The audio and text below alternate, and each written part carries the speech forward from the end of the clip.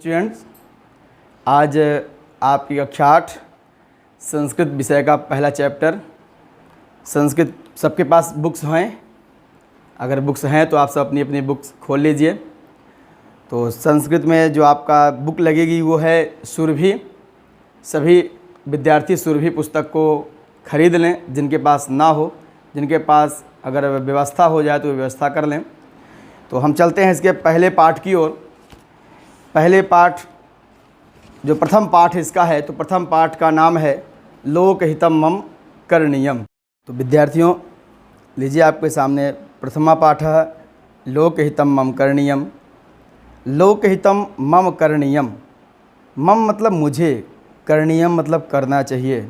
लोकहितम, लोक मतलब संसार, यानी मुझे संसार का हित करना चाहिए। इस पाठ के बारे में लिखा गया है कि संस्कृते गीत परंपरा अति समृद्धा प्राचीना चा। संस्कृते, संस्कृत में गीत परंपरा, गीतों की परंपरा, अति मतलब बहुत, समृद्धशाली, प्राचीना, प्राचीना मतलब पुरानी, चा मतलब और, यानी संस्कृत में गीत की परंपरा बहुत समृद्ध और प्राचीन है।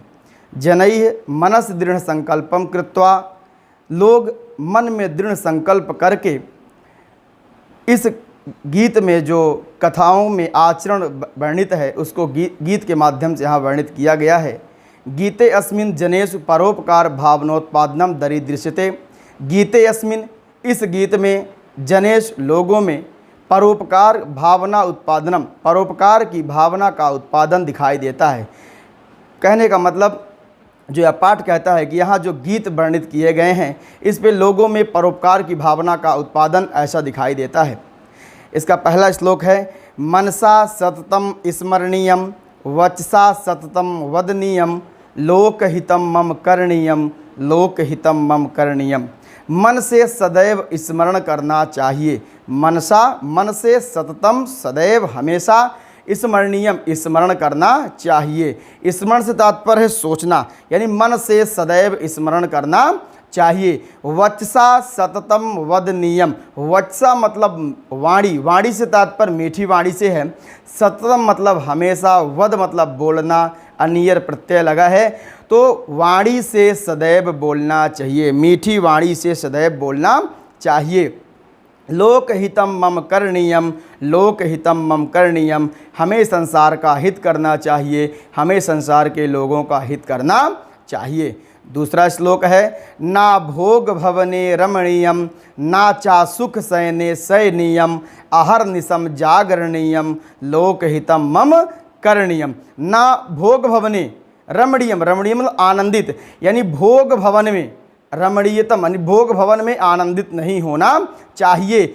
ना चा सुख शयने शयनीयम, और ना ही सुख की शैया पर सोना चाहिए, यानी जो भवन मुझे आनंदित करे ऐसे भवन में नहीं रहना चाहिए, और जो सुख की शैया हो ऐसी शैया पर भी हमको शयन यानी सोना नहीं चाहिए। अहर्निशम जागरणीयम, अहर्निशम मतलब दिन रात्रि, यानी दिन रात जागना चाहिए। लोकहितम मम करणीयम, हमें संसार का हित करना चाहिए। तीसरा श्लोक है ना जातु दुखम गणनीयम ना चा निज सौख्यम मननीयम कार्य क्षेत्रे त्वरणीयम लोकहितम मम करणीयम। ना जातु दुखम गणनीयम, यानी अपने दुख और कष्ट को, अपने दुख और कष्ट को, गण मतलब गिनना, यानी अपने दुख और कष्टों को नहीं गिनना चाहिए। ना चा निज सौख्यम मननीयम, और ना ही अपने सुख को मानना चाहिए। अगर आज हमारे पास दुख है तो उसकी गणना नहीं करनी चाहिए, और अगर आज हमारे पास सुख है तो उसको नहीं मानना चाहिए, क्योंकि जिसके पास दुख है तो उसके पास सुख भी आएगा, और जिसके पास सुख है उसके पास दुख भी आएगा। कार्य क्षेत्र त्वरणीयम, त्वर मतलब शीघ्रता, कार्य क्षेत्र में शीघ्रता करनी चाहिए। लोकहितम मम करणीयम, हमें संसार का हित करना चाहिए, हमें संसार के लोगों का हित करना चाहिए।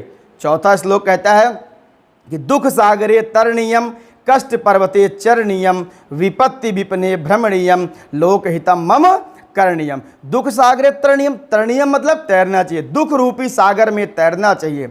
कष्ट पर्वते चरणीयम, कष्ट रूपी पर्वत में चरणीयम मतलब चढ़ना चाहिए। विपत्ति विपने भ्रमणीयम, यानी विपत्ति यानी संकट वाले जंगलों में भ्रमण करना चाहिए। लोक हितम मम करणीयम, हमें संसार का हित करना चाहिए। 5वां और अंतिम श्लोक है, गहन अरण्य घन अंधकारे बंधुजना ये स्थिता गहरे।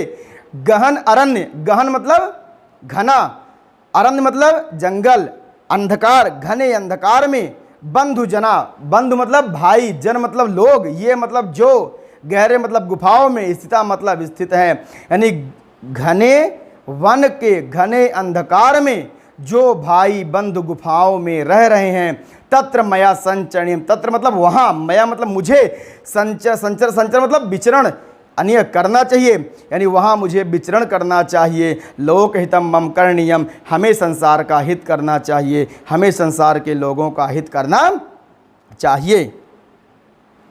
इसके बाद आपका शब्दार्थ दिया गया है। शब्दार्थ के बाद ये जो अभ्यास है, अभ्यास के सारे प्रश्नोत्तर आपको PDF स्वरूप आपके व्हाट्सएप ग्रुप में दिया जाएगा। धन्यवाद। तो विद्यार्थियों, आपने आज ये प्रथम पाठ पढ़ा, आपको समझ में आया होगा। जहाँ दिक्कत होगी तो आप सब व्हाट्सएप ग्रुपों में एक बार कमेंट करेंगे और मैं उसका जवाब भी दूंगा। आपको इसी प्रकार से प्रतिदिन एक एक पाठ का अभ्यास आपको कराया जाएगा, साथ में पाठों का हिंदी अनुवाद भी बताया जाएगा। आप सभी विद्यार्थी संस्कृत पढ़ने के लिए तैयार हो जाइए। तो बहुत बहुत धन्यवाद आप सभी का प्रथम पाठ का अध्ययन करने के लिए। हम अगले वीडियो में अगले चैप्टर के साथ पुनः आपसे मिलेंगे। बहुत बहुत धन्यवाद।